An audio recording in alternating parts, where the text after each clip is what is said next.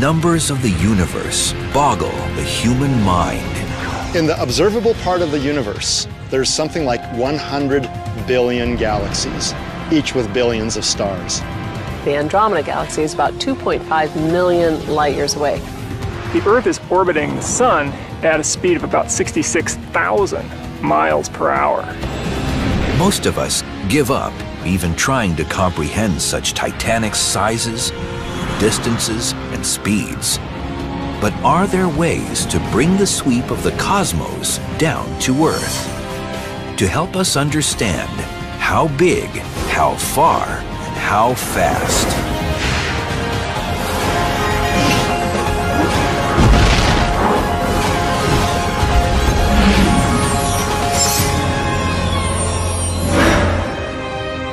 Planet Earth, for all its wide expanses, deep seas, and massive mountains, amounts to a speck of dust when stacked up against the immensity of the cosmos.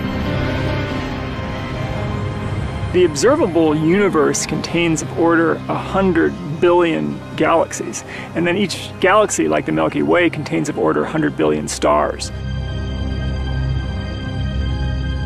The numbers quickly get up into the millions, and then the billions, and even the trillions, and by then we've really lost all sense of what that really means. The human mind is finely tuned to deal with the scale of day-to-day experience. The brain can understand traveling 50 miles in a day, but what about 500,000? And a person may know what it's like to move at 100 miles per hour. But what about 100 million? Numbers like millions and billions and certainly trillions are very hard for most people to imagine because, frankly, most of us don't have billions or trillions of anything. So how can we ever know the universe if our brains can't really comprehend its massive scale? Doing scale models of objects in the universe is really helpful because it brings them down to sizes that we can imagine, that we do see in our normal everyday lives.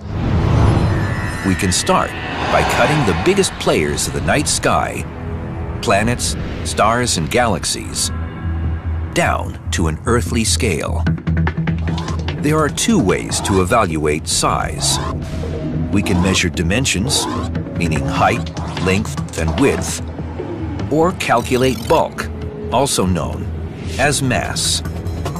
Bigger doesn't always mean more massive. Let's say a balloon has the same volume as a bowling ball, but the bowling ball has more mass because it's denser. It's just got more mass crammed into that same volume.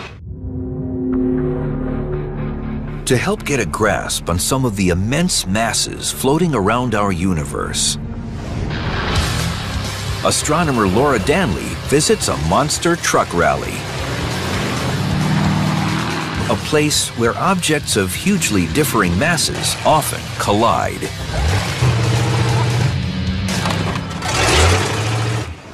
We've got everything from a small toy truck to the giant monster truck. And that gives us a range of mass that will help us understand how massive things are in our solar system compared to each other, and how massive our own sun is compared to some other stars. We begin the comparison with Jupiter, known as the king of planets, and for good reason. Its mass amounts to more than 4 octillion pounds. That's a 4, followed by 27 zeros. Put another way, it would take more than 300 Earths to match Jupiter's mass. But even that is measly when compared to the Sun. The Sun is by far the most massive thing in our solar system. It's about 1,000 times more massive than Jupiter, the biggest planet. Well, by comparison, this car behind me is about 3,000 pounds, and this little toy truck is about 3 pounds. So that's about the same difference between the Sun and Jupiter.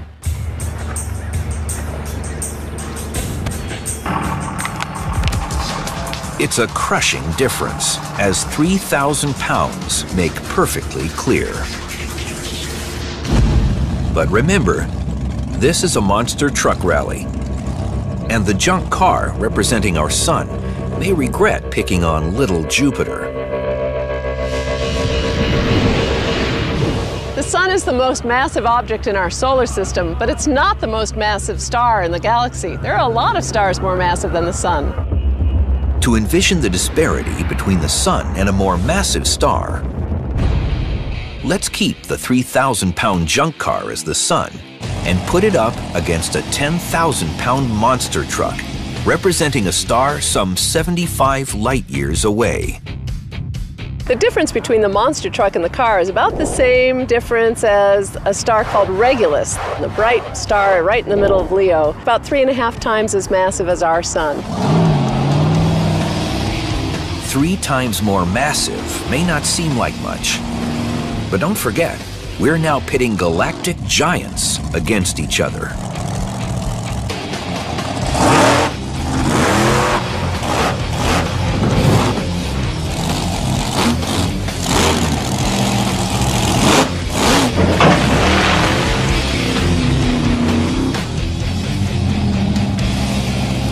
Well, that was quite a shock.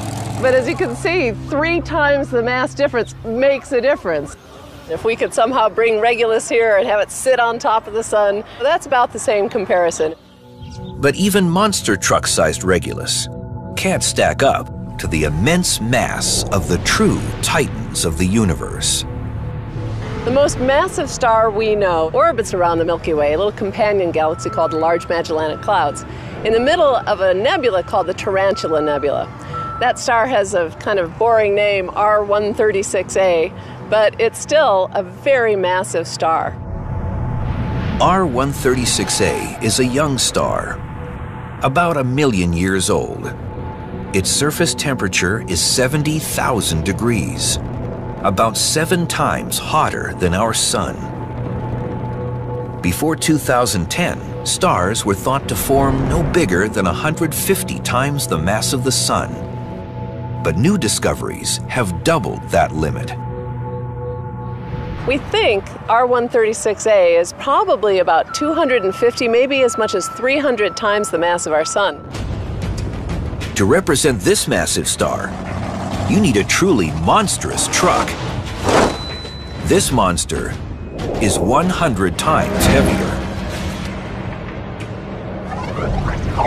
But extreme mass also comes in small packages, where density takes the force of gravity into radical territory. The greatest massive bang for the buck we can see in the universe comes from a stellar object known as a neutron star. A neutron star is the leftover core of a supernova explosion, with its mass packed astoundingly tight. It's got 1.5 times all of the mass of our sun crammed into a volume about 10 miles across. If you crammed one monster truck down into the size of a sugar cube, that would not be anywhere close to as dense as a neutron star. I'd need 10 million monster trucks to crash down into the size of a sugar cube. Stack these 10 million monster truck sugar cubes 10 miles high and wide, and you've got yourself a neutron star. Neutron stars are just bizarrely extreme objects. If you were to try to land on a neutron star, it would be absolutely impossible, because you would find that on the neutron star, you weigh about 5 billion times more than you do here on Earth. But mass isn't everything when it comes to finding out just how big the biggest stars can be. The universe is also filled with titans that take up unimaginable amounts of space. Some of the tiny pinpricks of light we see from Earth are actually stars big enough to swallow our entire solar system.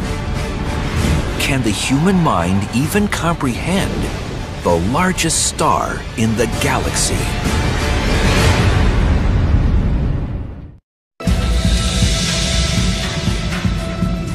We're bringing the sizes, speeds, and distances of our vast universe down to a scale the human mind can comprehend. The biggest thing in our solar system by far is the Sun.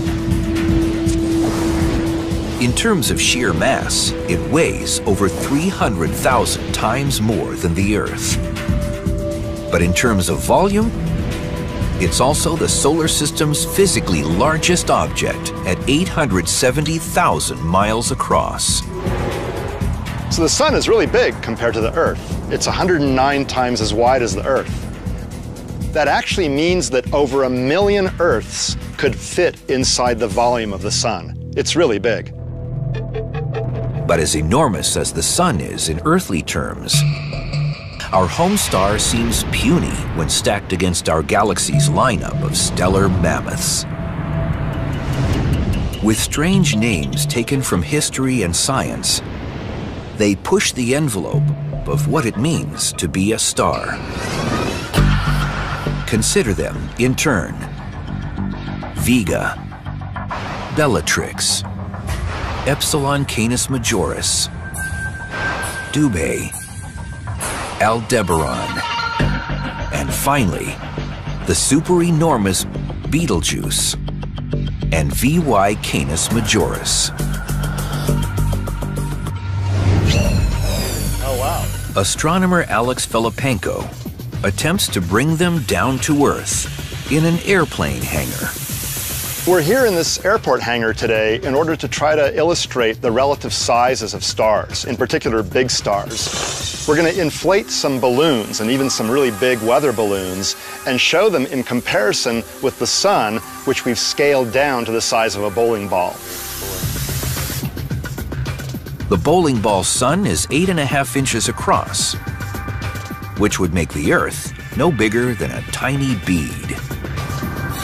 My two assistants are balloon experts. They know how to inflate balloons with helium and tie them off, and they know how much to inflate them. So they're going to inflate these different balloons to different sizes.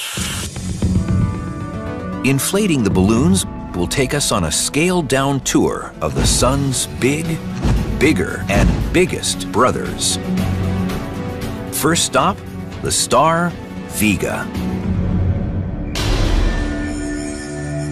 Located in the constellation Lyra, Vega is one of the 5 brightest stars in the night sky. It glows blue-white because it burns hotter than our Sun. Okay, so I've got my bowling ball Sun here. Guys, how big is this balloon? Let's check it out. It's about 2 feet. Right about 2 feet. 2 feet, so that's about 2.5 times the size of the bowling ball. So that's like the star Vega. It's a bluish-white star, 25 light years away, very bright star in the sky. Next up is Bellatrix, a star in Orion, the Hunter, the brightest constellation in the sky. Well-known stars pinpoint its torso and belt. Another blue giant, Bellatrix is at Orion's right shoulder and shines 240 light years away. So here's a bigger balloon. What's its size? This is 4 feet. 4 feet, so that's about 5.5 times the size of my bowling ball, my Sun. So this is a bigger star. It's kind of like Bellatrix. Bigger than Bellatrix is the hot blue star Adhara, also known as Epsilon Canis Majoris. Canis Major is a constellation whose name translates as the Great Dog. Wow, now here's a big star, huh? This one is 12 feet. This thing is 17 times wider than the Sun. That's kind of like the star Epsilon Canis Majoris in the constellation Canis Major. That's the same constellation that Sirius is in. Sirius is the brightest star in the sky, but Epsilon Canis Majoris is 430 light years away. If it were at the same distance as Sirius, it would appear 15 times brighter. Almost twice as big as Epsilon Canis Majoris is Dubhe, a giant star on the lip of the Big Dipper, 120 light years away. Wow, cool. Well, here I see an even bigger balloon. What's its diameter? Let's see, 21 feet. 21 feet, so that's about 30 of my bowling ball Suns. In fact, that's about the size of the star Dubhe. That star Dubhe is different from the others that we've seen. It's what's called a red giant. It's got kind of an orange color. It's cooler than the blue-white ones that we've seen previously. Amazingly, stars come in larger sizes still. And even an airplane hangar isn't big enough to contain them. Here's where we have to place Aldebaran, a monster star known since ancient times and once thought to be a sign of riches and honor. This balloon is about 32 feet across. Now that's roughly 45 times bigger than this bowling ball, which represents our sun. Now this balloon then is about the size of the star Aldebaran, a red giant in Taurus the Bull. It's about 65 light years away, and its true color is roughly orange. Now even the biggest balloons fall short in representing the size of the galaxy's biggest stars. Betelgeuse, for instance, is another star in Orion. 650 light years away, it is 1,000 times the size of the sun. Betelgeuse is so large that its radius would extend roughly to the orbit of Jupiter. So if Betelgeuse was actually in the solar system, then all the 8 planets would be completely either destroyed or totally too hot to be habitable. But the largest known star is a beast by the name of VY Canis Majoris. By some estimates, it extends to 2,000 times the diameter of our sun. That is a truly gargantuan star. If there were a commercial airplane flying just outside VY Canis Majoris, it would take it about 1,200 years to fully circle it. Any object on this enormous scale seems truly alien to the human mind, an intimidating answer to the how big question about the universe. No less discomforting is how far, because distances between planets, stars, and galaxies stretch beyond all human experience. So a really great way of bringing it home is to scale everything down to a more human scale. We're better at understanding the relative sizes of things than abstract, absolute numbers. Take the moon. It lies a little less than 250,000 miles from Earth. You might think this isn't all that far. Well, think again. Imagine if I shrunk the Earth down to about the size of a basketball. So if the Earth was about the size of this object here, I would actually have the moon be about the size of this tennis ball. So the next question you might ask is, given the relative sizes of these things, how far apart are they going to be from each other? To show you, I'm actually going to need some help. So Johnny is actually going to hold the Earth for me while I actually take the moon and measure out how far away it needs to be. So here goes. 1 foot, 2 feet, all the way back. We're already at 10 feet. We've got to go even more. It's already past 15. We've got to go much further. And here we are at 21 feet. That's actually how far away the moon is from the Earth in our scale model. At 239,000 miles, the Earth-Moon distance has now become familiar to us because of Apollo missions to the moon. This is one of the few astronomical spans we can readily understand. In 6 manned moon landings, we learned that the travel time was a little more than 3 days. And the lunar commute has become a part of our collective knowledge. Engine stop. Okay, Houston, the Challenger has landed. But beyond the moon, the solar system extends to distances so vast. Again, our limited minds aren't really up to the task.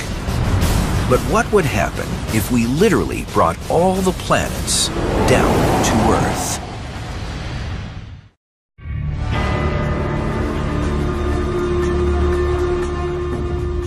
It can be overwhelming to consider how big, how far, and how fast everything is in our universe. Even in our solar system, the distances are almost unimaginably vast. That's why we're shrinking our solar system and bringing it down to Earth. Imagine if we took the 870,000 miles of diameter of the sun and shrunk it down to the size of a bowling ball. What would that do to the planets? Well, we'd have to shrink them down to sizes that we have here.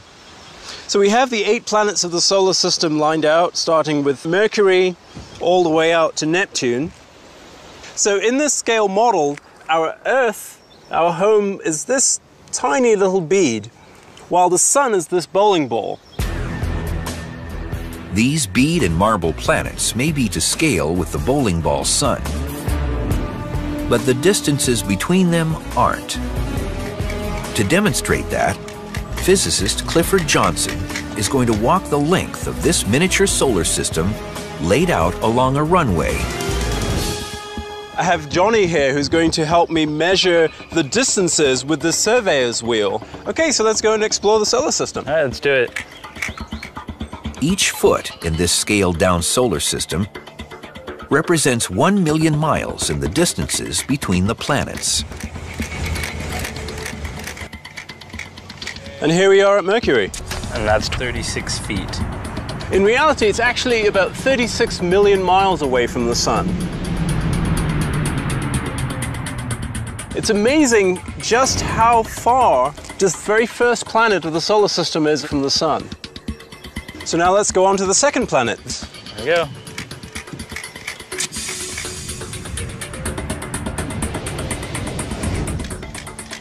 So here we are at Venus.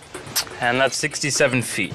So this bead representing Venus is about twice as far from the sun as Mercury is. It's actually, in reality, about 67 million miles away. And here we are at the Earth. And that's 93 feet. We have the Earth here represented by this marble, and in fact, it's in reality 93 million miles away from the sun. The way the bowling ball looks in terms of the size from here is about the size the sun appears in our sky. We have this blue bead representing the Earth, and about 2.5 inches away we have a much smaller bead representing the moon. Remember that on a different scale, with Earth the size of a basketball, the moon was 21 feet away. To bring the whole solar system into the picture, we've had to scale down the Earth-Moon distance to mere inches. This tiny distance between the Earth and Moon is the limit so far of manned exploration of space. Hopefully we'll do a lot better in the years to come. On our runway, Mars orbits another 49 feet away, or almost 142 million miles from the Sun. The distances beyond Mars are about to get much, much larger. And here we are, Jupiter. We're at 484 feet from the sun. That's actually 3 times as far from the sun as Mars is. With all this space between these tiny marbles, it's a wonder we can see the planets from Earth at all. It tells us that the sun is incredibly bright, so that the light from the sun can go out to these bodies, reflect off them, and then come back to here on Earth for us to see them. Okay, onwards and outwards to Saturn. All right, here we go. Our 2 space explorers find Saturn 886 feet from the sun. In fact, Saturn, at 886 million miles away from the sun, is almost twice the distance from the sun that Jupiter is from the sun. So we've come a huge extra distance, and we're not even done with the solar system yet. At 1,800 feet, the scaled orbit of Uranus stands twice as far as Saturn, 1.8 billion miles from the sun. I can hardly see the sun back there, and I can actually hardly see Neptune in the distance, which is our next stop on our journey. Shall we go? Let's go.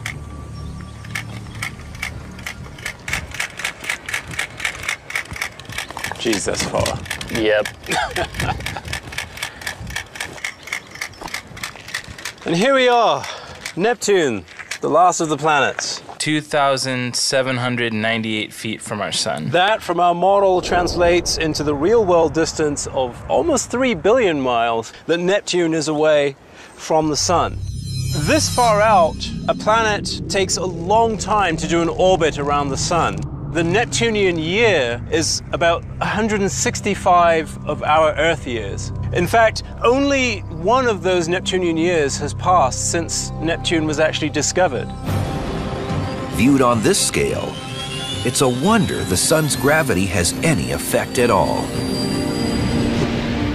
And there's still more to this solar system beyond Neptune, including smaller bodies like Pluto.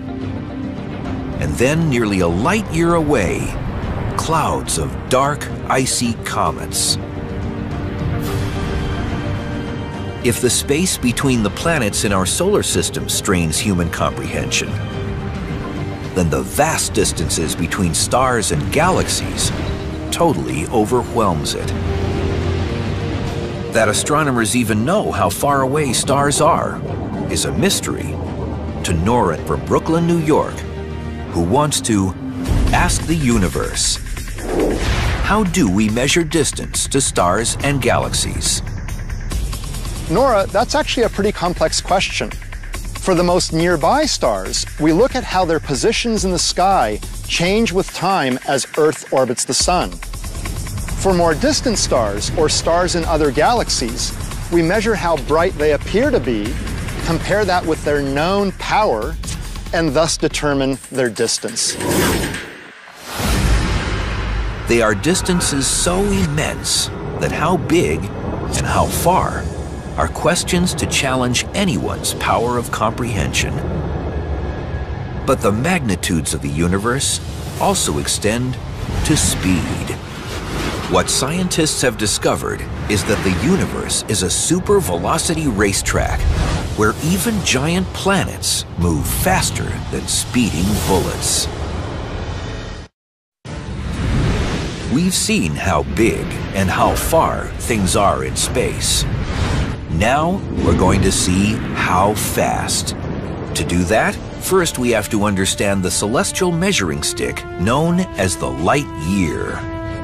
Just like it sounds, 1 light year is the distance light travels in 1 year. That amounts to about 6 trillion miles. But that doesn't help us understand how fast light speed itself is.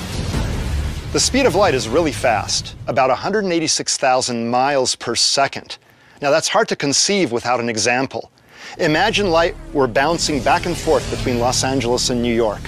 It could do 38 back and forth bounces in 1 second.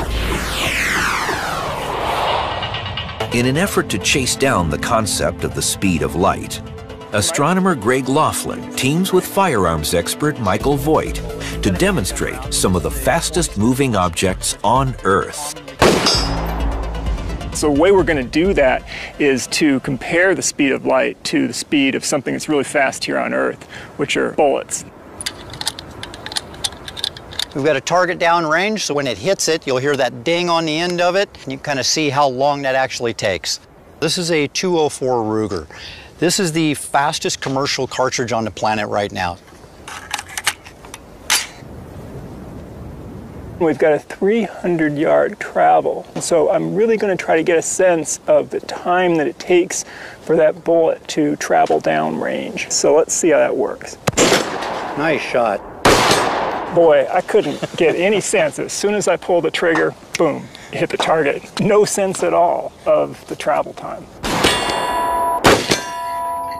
Because it's so difficult for the human senses to perceive the speed of these bullets, Mike sets up a highly accurate timing device known as a chronograph. So this is the unit that the timer's actually in. Inside it's got a clock. Okay, it looks like the chronograph's ready here. All right. Let's put a couple rounds through here and we'll see how fast this ammo goes.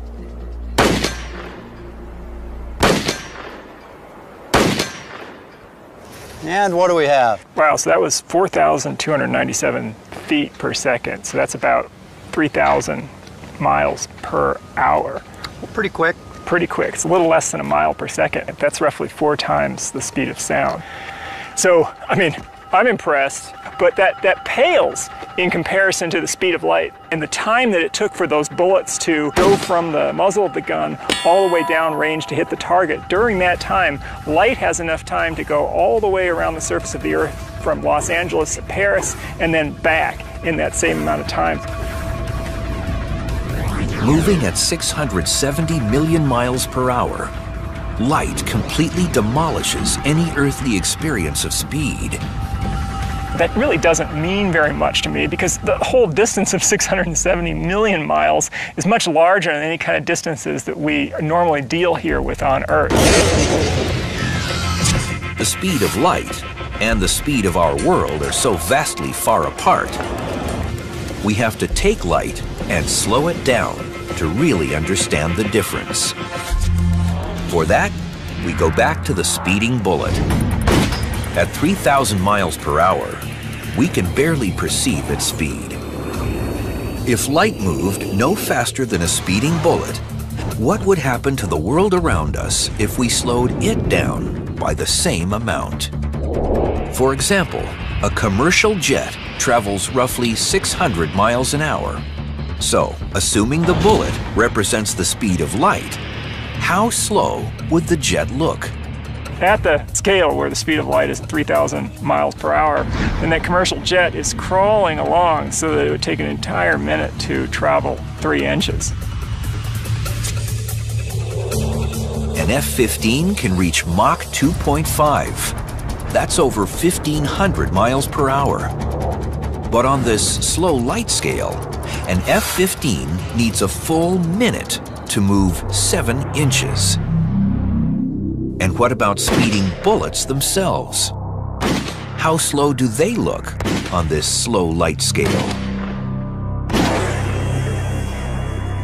If we go up to those high-speed rifle bolts, then they're making it just a little bit more than a foot, about 13 inches over the course of 1 minute at the scale where the 3,000 miles per hour is the actual speed of light. In the real world, a snail moves more than twice as fast. As it turns out, much of the cosmos is zipping around at speeds we can't really comprehend. Motion is actually the normal state of affairs in the universe. We may think we're standing still, and we are relative to the ground, but Earth is orbiting the sun is orbiting around the center of our galaxy is orbiting around in our local group of galaxies. And all of these objects are moving at very high speeds. The Earth is orbiting the sun at a speed of about 66,000 miles per hour. That's enough to take you around the Earth more than twice in a single hour. Our sun is rushing around the Milky Way center at 483,000 miles per hour. And the Milky Way itself is flying through space at 1.3 million miles per hour. But the speed of light is still over 600 times faster. The simple fact remains, we live in slow motion compared to the nature of the cosmos. Modern technology doesn't travel anywhere near the speed of light. If we travel, say, at commercial jet speed, which is 1 million times slower than the speed of light, then it's going to take us of order 4 million years to traverse that distance to the closest stars to the sun. If it takes more years to reach the nearest star than the human race has existed, how can any person ever really understand the size of our own galaxy?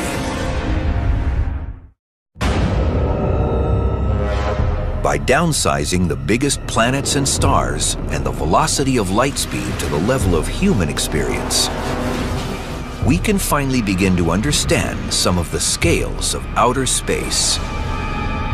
But is there a way to do the same for the distances between the stars? distances that utterly dwarf the human imagination? Although scientists measure the enormous distance between stars in light years, those numbers barely help us grasp the expansive nature of the galactic landscape. So let's shrink everything down to a scale where 1 light year equals 1 mile. On that scale, our sun shrinks down to the size of a sand grain. We've calculated just how many sand grains, or how many stars, would fill our own Milky Way galaxy. And the number of stars in the Milky Way is about the same as the number of sand grains in this chest. If you're counting, that's more than 100 billion stars. If 1 light year equals 1 mile, where is the nearest star? From the vantage point of the Griffith Observatory in Los Angeles, where astronomer Laura Danley works, the nearest sand grain would end up in Hollywood, 4 miles away. To help pinpoint sand grains positioned 4 miles apart in a dense city, we'll use mirrors to flash sunlight back and forth between them. So Aaron and Johnny have mirrors, and they're going to reflect sunlight to help us see just how far away it is to the nearest star. So I need to get a few stars to take off to Hollywood with me. That should do. So Stan, Aaron, are you ready? You're going to be the sun staying here at Griffith Observatory. Johnny and I are headed out to Hollywood. You all set? Let's do it. All right, let's go. The nearest celestial neighbor to our sun isn't a single star, but rather a grouping of 3. 2 of them, Alpha Centauri A and B, orbit each other and are about the same size as our sun. The third, Proxima Centauri, is a red dwarf star, dim and only about 10% as massive as its siblings.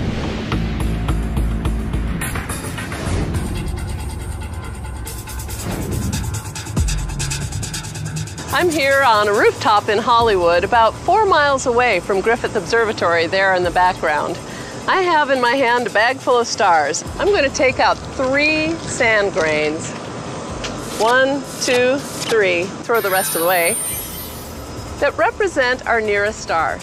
Proxima Centauri is actually the closest star to Earth, and on the scale of this analogy, it's about 70 feet behind me, so we'll just toss Proxima Centauri to its proper place. Alpha Centauri A and Alpha Centauri B on this scale might be about 2 feet apart, while our sun is 4 miles away at Griffith Observatory. From here, the sand grain representing our sun will be impossible to spot. This is where the mirrors come in. Here we are at Alpha Centauri, but now we have to find our own sun. Let's see if we can't get them to show us the sun. Hello, it's Stan. Hey, Stan. We can't see the sun. You want to send us a little sunlight our way? Okay, sun's coming your way. Can't see it yet. There. That was a good one. Yeah, nice and bright. Wow, look at that. That's incredible. Okay, Stan, we're going to show you the light of Alpha Centauri now. Yes, there it is. Yep, you saw it. They got it. Awesome. He sees Alpha Centauri. In our region of the Milky Way galaxy, the typical distance between stars ranges from 3 to 5 light years. With stars the size of sand grains, we could fit about 20 in a city like Los Angeles. But if more stars crowded any closer to Earth, our cosmic neighborhood would become hazardous to life as we know it. There's supernova going off, which would really cook the atmosphere. And if another star were to pass too close to the sun, then the planetary orbits would be badly perturbed. Planets could even be lost from the sun and sent out into interstellar space. It's really true that if we didn't have these vast amounts of real estate between the stars, we likely wouldn't even be here. Cutting down the distance light travels in a year helps put stars in a clearer context. But can we do the same to grapple with the practically infinite dimensions of the universe itself? The Milky Way spans 100,000 light years across, and the next galaxy over is really, really far away.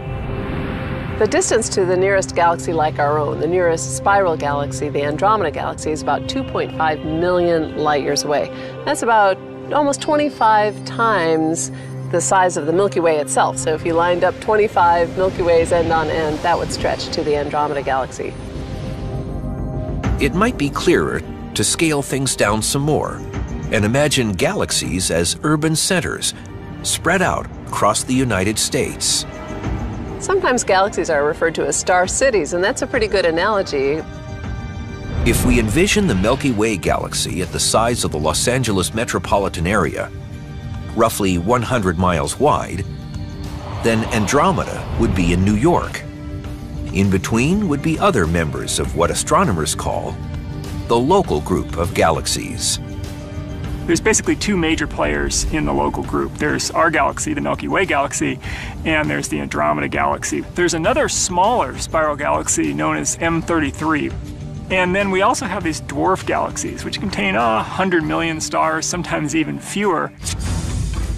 But even the vast distances that separate members of the local group won't be enough to save our home galaxy. Andromeda and M33 are both headed toward the Milky Way, to the point where in a few billion years from now they're going to have a close encounter. On a cosmic scale, the collision seems violent. But in fact, the stars in the galaxies are so widely spaced, they will weave past each other, largely undisturbed. If humans survive that long, they'll hardly notice it here on Earth. And a few billion years after that, they'll have merged into a single galaxy. The Milky Way as we know it will cease to exist. Until that time comes, though, the distances between even the nearest galaxies of the local group remain beyond our grasp. And our galactic neighbors represent only a small sliver of our immense cosmos. In the observable part of the universe, there's something like 100 billion galaxies, each with billions of stars. If galaxies were spaced out, like urban centers throughout the United States, then to approximate the size of the observable universe, the country would have to be large enough to wrap around the Earth about 500 times. Shrinking the universe down to human scale may help us comprehend its size. But reality, of course, doesn't work that way. The vastness of the universe sometimes makes us feel really small. We're small compared to the solar system, small compared to our galaxy, compared to the universe as a whole. But in some ways, I think we're not insignificant, because we're the only creatures we know of that have the advanced minds and curiosity and intellect to think about the universe. In a sense, we are the way in which the universe has found to know itself. And so that must mean the universe is finally starting to figure out how awe-inspiringly vast it truly is.